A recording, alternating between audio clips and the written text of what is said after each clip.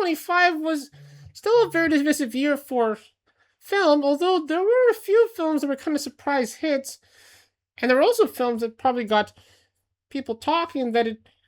could possibly lead to them getting awards and awards season this year. Now, in 2025, I mean, I saw a lot of films, although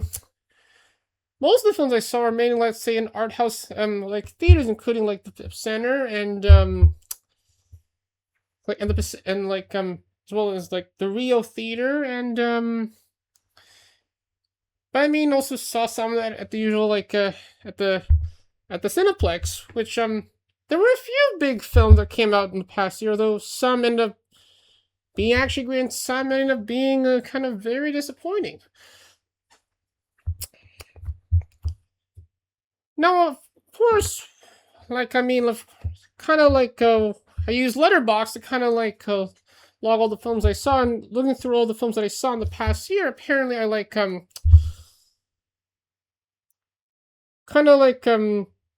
prepared probably like my top 10 films of the year, and first it kind of begins with all the films that I gave 5 stars, apparently put them in the list, and then I kind of trimmed it down to a few more films, but then near the end of the year, apparently saw more films that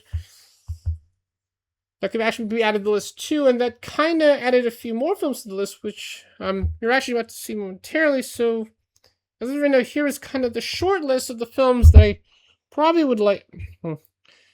say are probably like in my top 10 of 2025, and I'll get to them into detail momentarily, but I mean but yeah, 3 more films I saw later in the year and then add them into the list, which means it's gonna have to drop 3 of the films I had earlier in my short list, but I mean, and but some of these films, I mean, they're probably still not released in theaters yet, although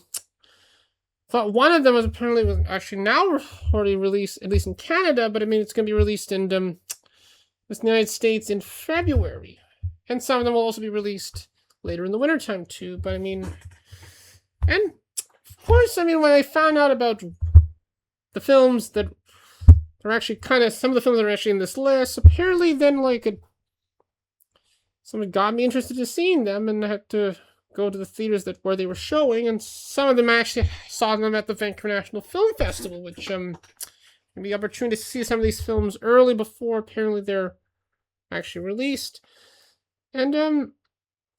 yeah, so let's go through the short list of the films that are my top 10 list, and of course the first film, and we're going to do this probably in maybe in reverse order, but then we'll go through probably the films that kind of add minute last minute, and then after that we'll kind of finalize the list, and we'll have the my top 10 films of 2025.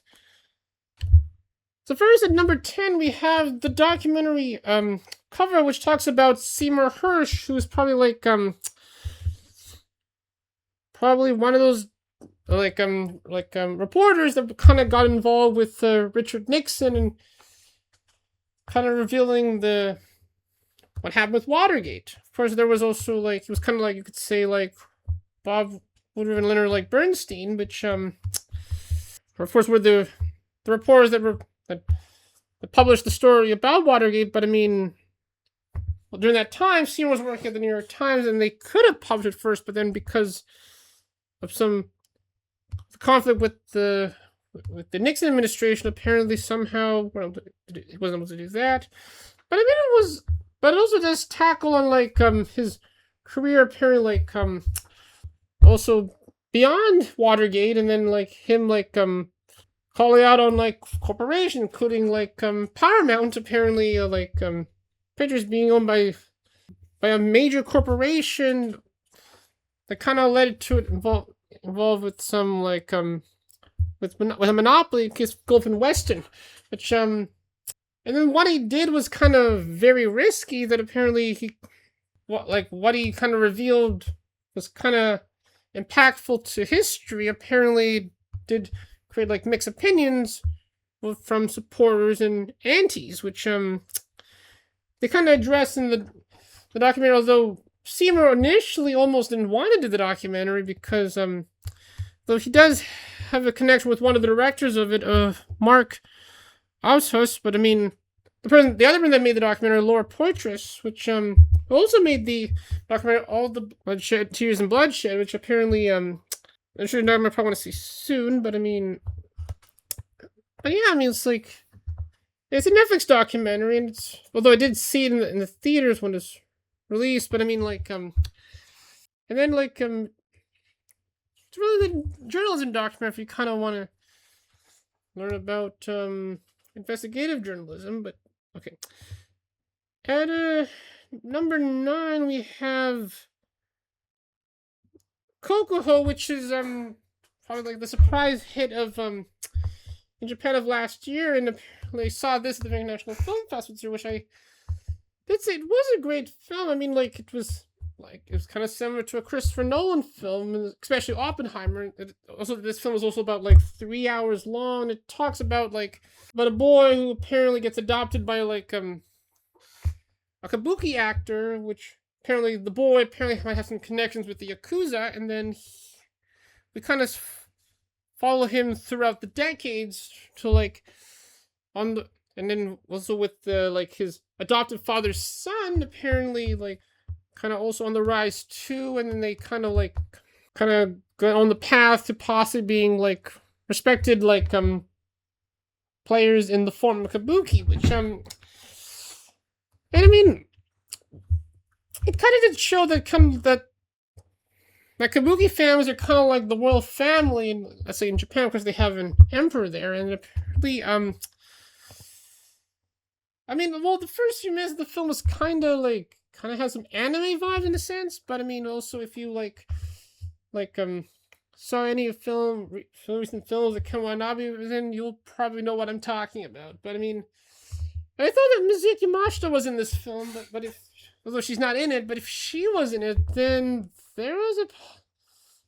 point she would probably do sexy time in that film. But I mean, but yeah, it also had apparently it's also interestingly somehow that GK is releasing it in this North America, which should be released in North America this winter. But I mean, but yeah, it was did very well. It was released in Japan earlier, in June, and it also yeah, especially with the music in the film, it does sound also epic, kind of like the score of a film made by Christopher Nolan. So the ones that had the score by Hans Zimmer, and then also has a theme song by the lead singer of King Nu as well, which it's great. And then yeah, but it's also kind of because of course with Jake is releasing the film in North America, which apparently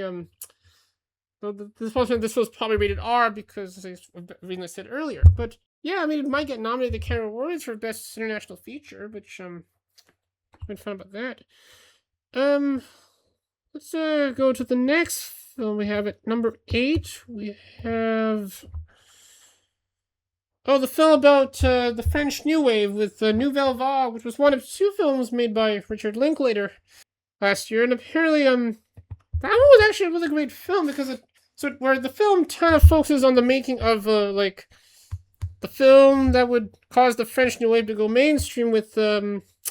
Breathless, and then you kind of see Jean-Luc Godard apparently developing the film, and then he says he kind of want to make a film that kind of shows life in a sense, and kind of see his philosophy and what made the film kind of very unique, and it's kind of also showing how to make a low budget film, which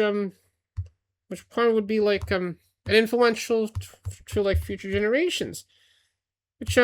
of course there was the many problems along the way where hiring Gene Seberg to be in it. I mean and also that they kind of had to they shot scenes in usually one take, and also with also writing the script on the spot, and then also editing the film, that when you only show the interesting parts of it, then the film gets a bit choppy, which you'll kind of notice that when you see Breathless, but also how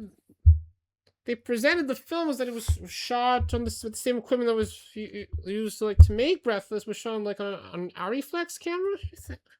but on Ilford film too, which and of course Richard Linklater apparently also made another film at the same time, which Blue Moon, which was kind of similar with the themes of Nouvelle Vague, but apparently well, that one was a bit more stagey in a sense, but I mean like, and it was but it does involve time too, for with where in Nouvelle Vague, where they kind of have to like, they make the film over a period of 19 days, and then for Blue Moon it takes place over a period of like of an evening during like the opening night of Rodgers and Hammerstein's Oklahoma, and I mean like I think it was Joe Deschanel's also in the film too, playing Gene Seberg, and then like I mean yeah, so if you kind of want to see like what made films today, you should probably go see this film if you can. And then if we go to the next film on the list, we got well, at number 7 we have Rental Family, which when I first heard of the film, I mean like it was probably one of the Slope Club Discord when apparently like when put the preview of the film, and it appears that somehow Brendan Fraser is in a film that takes place in Japan, and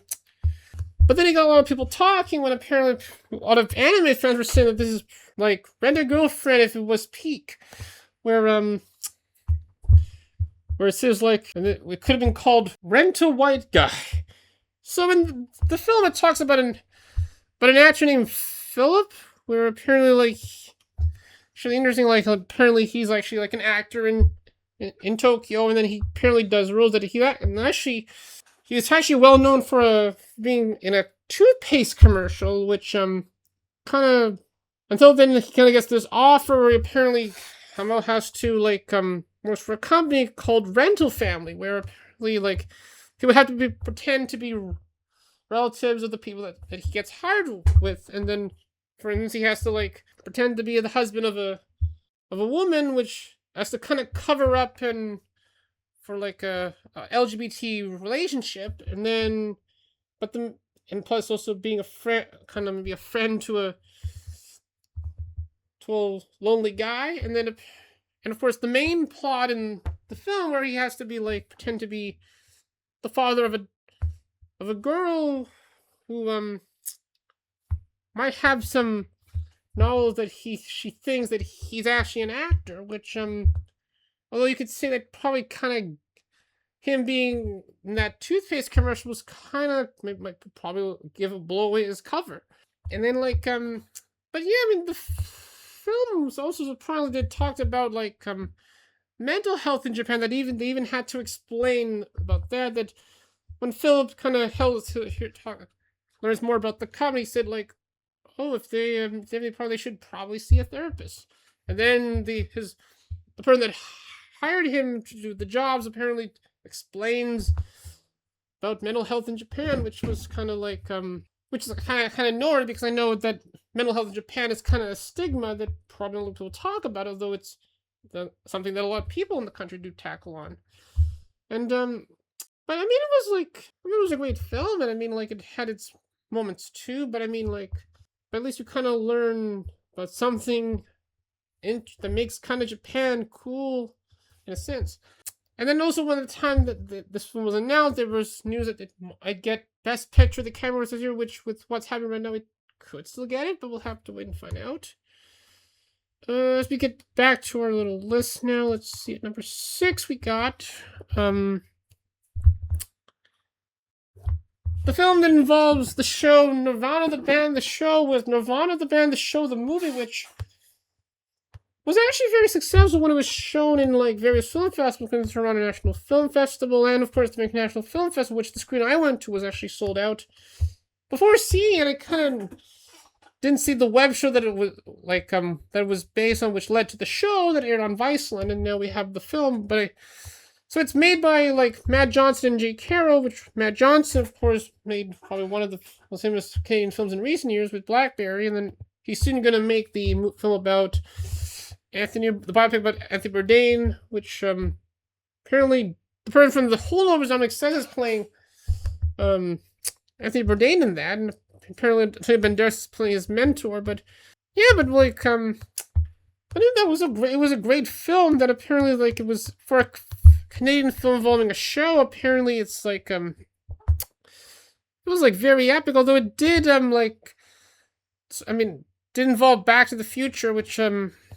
but that. But I mean, like it's and they might actually did some of the things they did in the film with like even at the very beginning of the film, like where apparently like they jump, they do a stunt where they kind of jump off from the top of the CN Tower and land in the Rogers Center during a Toronto Blue Jays game, which so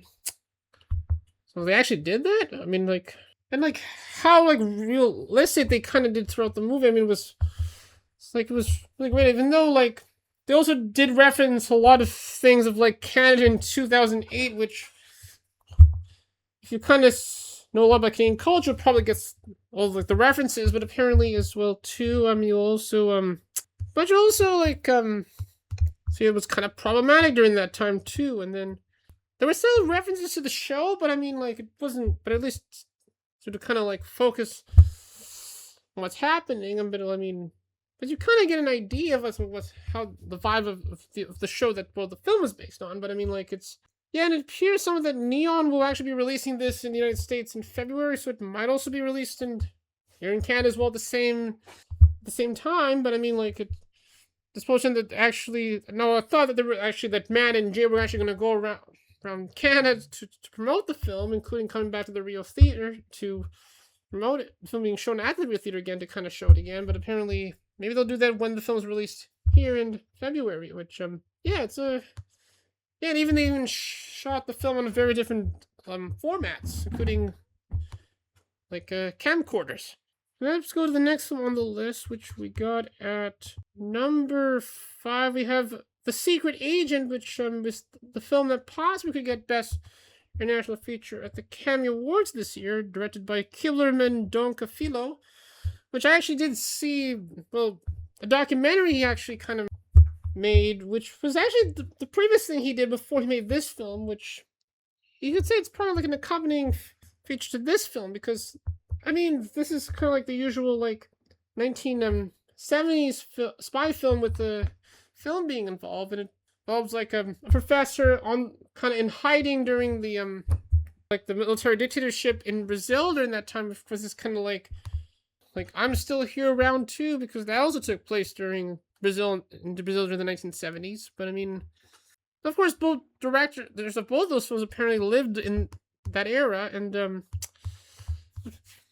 then, although with the case of I'm Still Here with like by Walter Salles, apparently like he has connection with the family in that film. Well, in Secret for Kibler Mendonca-Filho, apparently he like lived through all that, and then I mean like the soundtrack of the film was also great too, and also Wagner Moura in the film too, where he got Best Actor at the Cannes Film Festival, which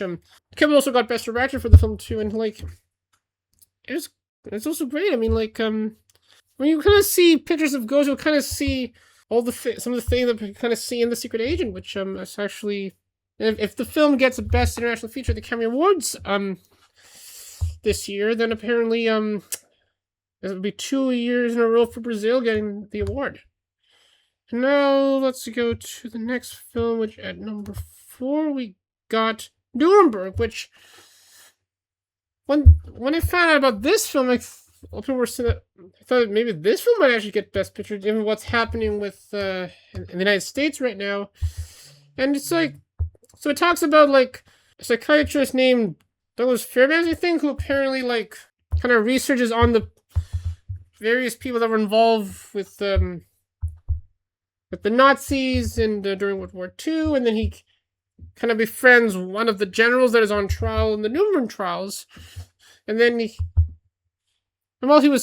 he may not agree with their views, apparently he's being compassionate to them, but and then which kind of leads to the events of what happens at the Nuremberg trials, where he apparently they would eventually be found guilty of their crimes, but then well, that was also happening too. Apparently, he also like gets into like little personal relationships with some people living in Germany, and then like he and then after when the trials happen, then he eventually writes a book which kind of warns that this might happen again, which does show that history does repeat itself. We probably shouldn't ignore it, which, of course, with what's happening right now, I mean, if this film gets Best Picture, the camera did, this would kind of be a message that, yeah, this is like the 1940s all over again. That apparently Douglas in the film is kind of, you could say, like, probably like the type of character you would see in a horror film that kind of warns you to kind of get out of of a specific place and go back and we go to probably my third favorite film of last year, which is Guillermo del Toro's version of Frankenstein, which is probably like you could say is like the definitive version of the story. Which in this you got like Oscar Isaac's playing Victor Frankenstein, who kind of makes this like this monster kind of comes back to life, and then like various people in the scientific community were kind of questioning if that's like if that's humane, and then when he makes the creature, he kind of gets along with Victor, but then somehow the Victor kind of mistreats the monster, and then apparently it leads to some problems that kind of end up being consequential for Victor, which and of course, I mean, like Jacob Elordi, who plays the creature in the film. I mean the monster in the film. He's great in it. I mean, like he might get supporting actor in the Academy Awards this year. But I mean, like, but I did see the film on film at the VIP Center, which actually I'm not sure it was shot on film. It might have been shot on digital, but I mean, it was not presented on film, and it's like the movie was. It's kind of relevant today because it has shown that if you're kind of compassionate to people, then we can kind of get along. Which, I mean, if Victor was kind of more compassionate to the monster, then maybe his experiment probably would have worked. But still, though, it's still kind of questionable if it's kind of humane. And then at number 2, we got the documentary about Mark Maron, Are We Good?, which is yet to be released, which likely HBO is probably going to air this. And I did see this at the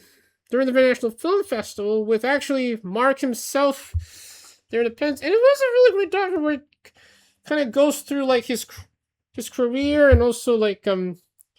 being like being a comedian for a very long time, and also him being one of the early pioneers of podcasts with the OMG podcast, which of course recently ended. And I did ask him like kind of like during Q&A at the screening where like if like he would consider like doing Twitch, because in the documentary you kind of see him doing Instagram lives, and he said like he probably wouldn't do it, but he might do something in another form at some point. But I mean, but at the same time, he also kind of focuses on Mark during the pandemic, where then like his partner Lynn Shelton apparently passed away from a blood disease, and then like also how he recovers from that, which but then he also kind of makes some talks about like him possibly moving to Canada. I mean, like even one of the people interviewed in the documentary, John Mulaney, kind of mentions Vancouver in it, which is a shout out for us. And then like I also apparently like asked the director of the documentary, Stephen Hernandez, at the Q&A, apparently like if he kind of sneaked in a shot near the end of the documentary where like we see Mark's butt crack, and apparently somehow like when they were editing the documentary, like Mark saw the footage and he said that they should probably like leave that in because that's the payoff. And then talked to him at the screening, and then like we talked about his wife Lynn, that if she was still alive, she would probably be doing a talk at the festival, because apparently she'd worked with him on a lot of things, including like directing a few episodes of the show he was in, which introduced me to Mark Maron, and then also some of his comedy specials. And then and then we also kind of talked about one of the films he was recently, and the recent Bad Guys from the Bad Guys 2, which we all kind of agree the previous one was better than this new one.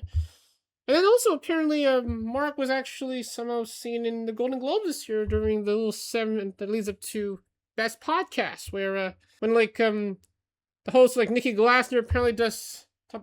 something that's similar to like the thing you would see at an AMC theater, where Nicole Kim talks about we come to a magical place, and then near the end, like Mark knocks on her car, and then yeah, that happens there. So kind of an honor to seeing him at the recognition, and hopefully more people will actually be able to see this documentary, which I liked, which kind of leads to it's probably my favorite film of 2025, which is the film that involves F1. And the reason why I liked F1 is because I mean it somehow didn't have any politics kind of involved in this, although it did might tackle on like about like business kind of getting involved with sports. But I mean, so in the film you kind of follow like Sonny Hayes, who apparently was a former F1 driver, coming back from retirement after years of apparently doing like racing in other their driving leagues, and then apparently including NASCAR, and then like and the film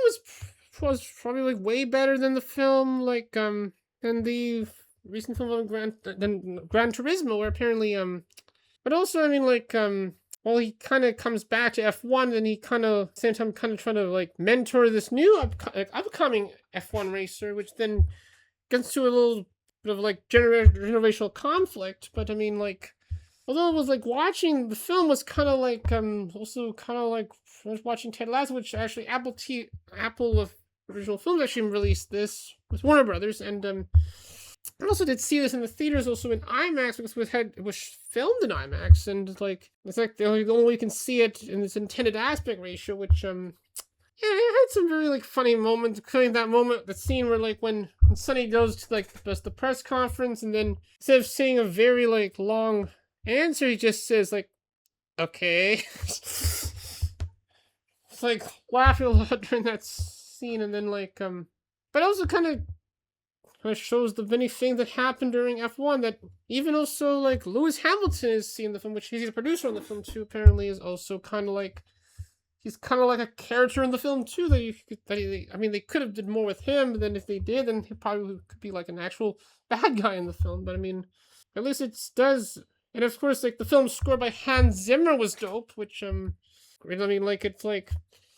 I mean the film's made by the same person that made Top Gun Maverick, which but yeah, it was like I mean they actually filmed the film during actual F1 races, which makes it more authentic. And but yeah, and those were actually the top 10 films were kind of shortlisted for 2025. But I mean, there's 3 other films that I apparently saw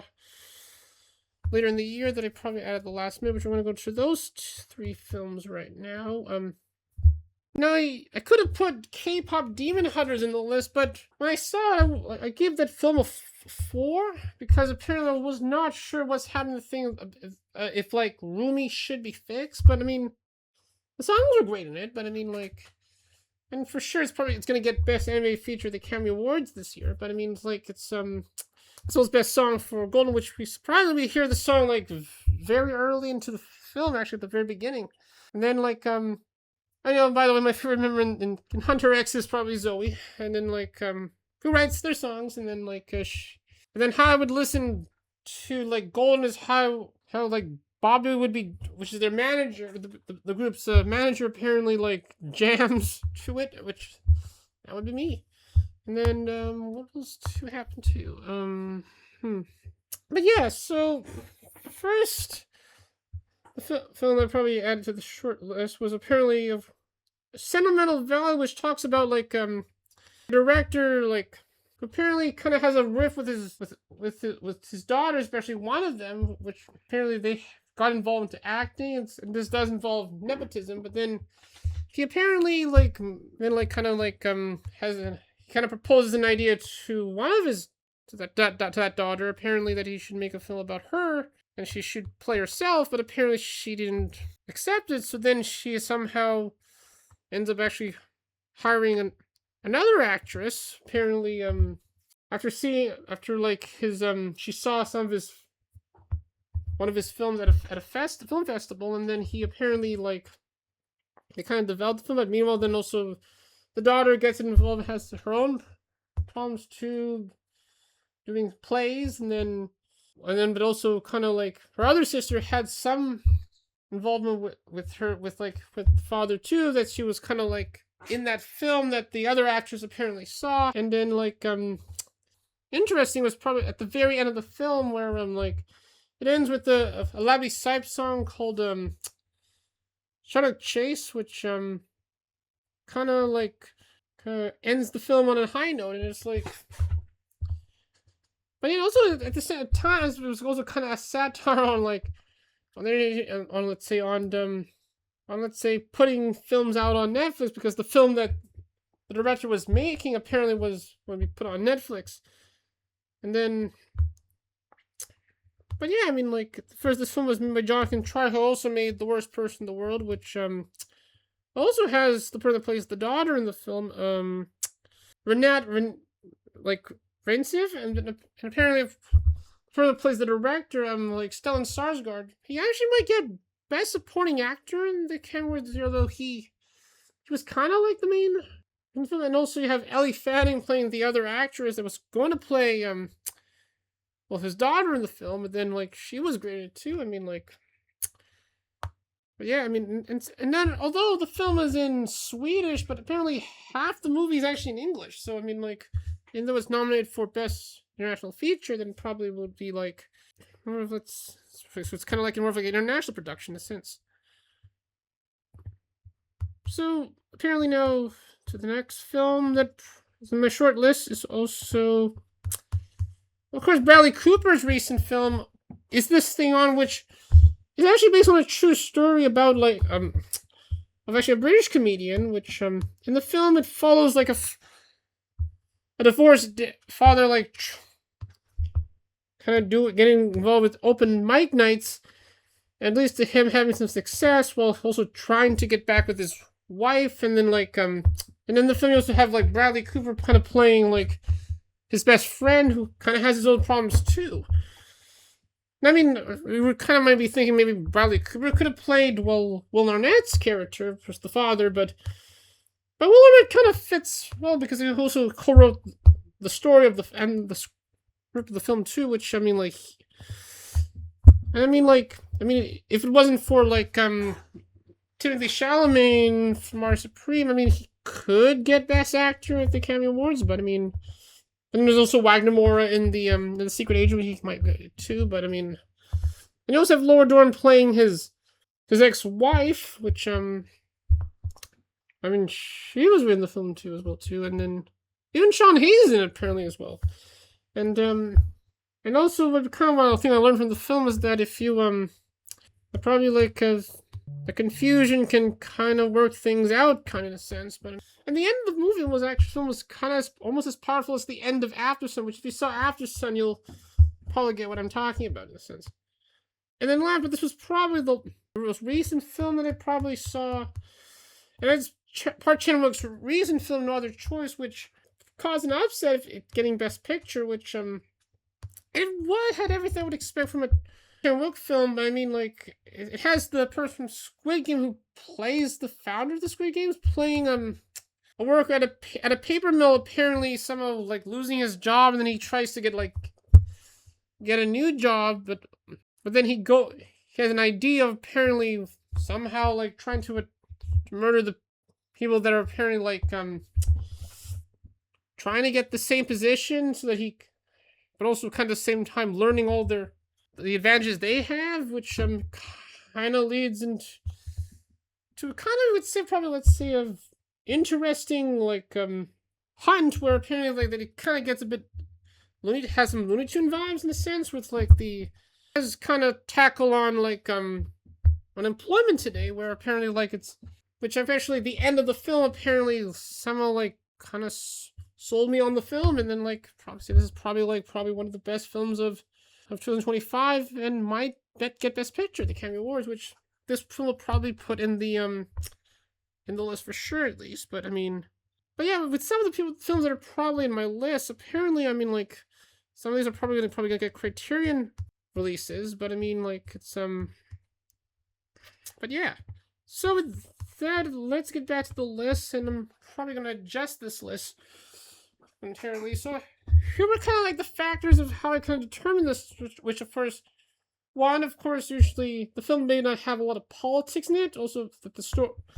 film's plot is kind of like be very original, but also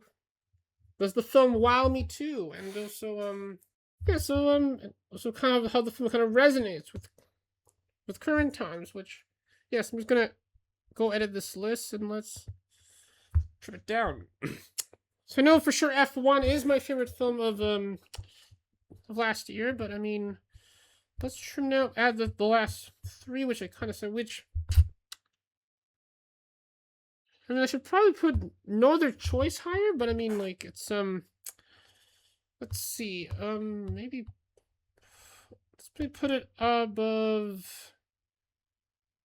or maybe below Secret Agent, possibly? I mean, is this thing on? I mean, like, of how that film was kind of presented and, like, it had a lot of the handheld camera work, it's like you're kind of with the people in it, which, kind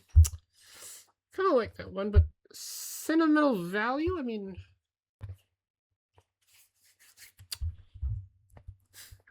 is this thing on? Remove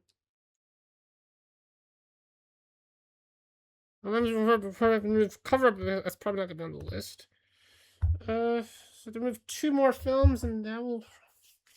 on the list.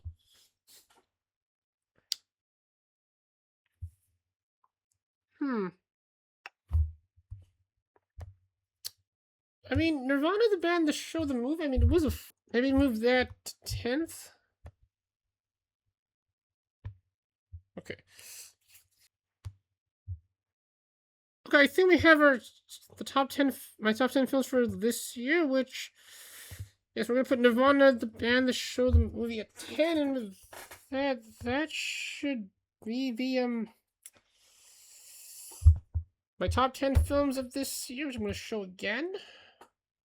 See over here. Let me just switch it around. Yeah, so my favorite film of 2025 is F1 because it was it was great and it was like, there was not a lot of things about politics in it, and also it was like, kind of going inside like what happens at F1. Well, then, no. Number two, we have the documentary Marin, Are We Good, which kind of profiles the comedian's long career and him recovering from grief during the pandemic. Number three, Guillermo del Toro's Frankenstein, which does show that if people were more compassionate to people, then they can get along. Number four, Nuremberg, which kind of shows that we surely shouldn't ignore history. And then number five, The Secret Agent, which is like kind of very nostalgic of the 1970s, especially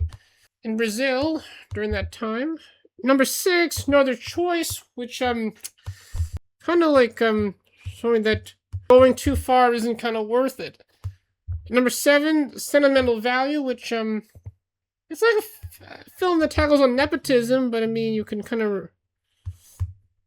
But it does. But the end of the film was kind of nice in a sense. And number eight, A Rental Family, which kind of did tackle on mental health in Japan, but it was like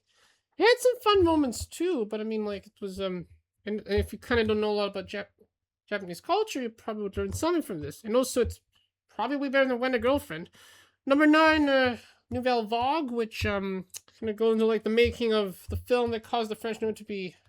go mainstream with Breathless, which does show how the film was kind of changed the way films were made. And number 10, probably the only Canadian film in this list, which apparently will be released, at least in the United States, later in February, is the film that involves one of the most famous comedies in Canada with Nirvana, the band, the show, the movie, which I mean it was epic for a film of a Canadian show, but I mean like it's does always have some nostalgia with like Canada in 2008. But I mean, and yeah, I mean, and now with 2025, now in the history books, apparently, well, we're probably gonna have to like wonder what we're gonna see in 2026, which hopefully things will get a bit brighter, and people will come back to the theaters. But I mean, like, but what are your thoughts on film in 2025? What are your top 10 films of last year? Well, you can put your thoughts in the comments, and if you enjoyed my top 10 lists of films in 2025, you can probably like this video, subscribe to my channel where we'll talk more about films. And with that, I will see you later. Bye, everyone.